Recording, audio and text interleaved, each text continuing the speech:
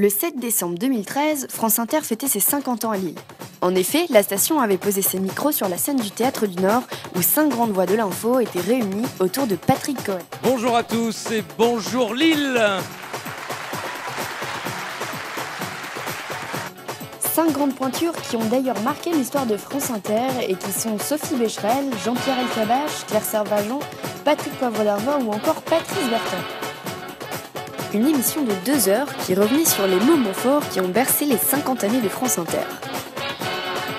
Rire, émotion, nostalgie et chansons étaient au rendez-vous durant ces 3 jours de fête qui se déroulaient à Paris, Nantes, Lille, Toulouse et Clermont-Ferrand. Ce n'étaient pas les 50 ans de France Inter qui étaient seulement célébrés, mais aussi la radio et son évolution.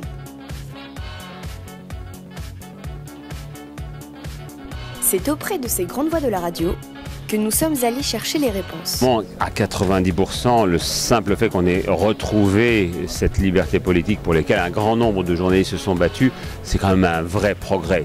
Donc, il faut le reconnaître. L'évolution de la radio, de ce point de vue, a été très, très grande et très enrichissante. On a pensé un moment que la télé allait tuer la radio, comme on a pensé qu'Internet allait tuer la télé. Et rien ne s'est produit. Je pense qu'il y a encore de la place pour de très très longues décennies, pour un médium mobile qu'on peut consommer individuellement, quasiment en toutes circonstances, en ayant une toute autre activité, en étant dans sa salle de bain, dans sa cuisine, dans sa voiture, etc. Ce qui n'est le cas de rien d'autre. Les équipes sont très très très réactives. Elles inventent et elles sont réactives.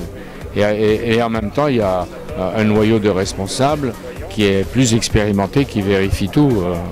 Et ne pas se contenter de faire ni du people, je déteste le people et j'ai toujours combattu la peopleisation, et ni du populisme. Ce sont des travers à bannir quand on fait notre métier.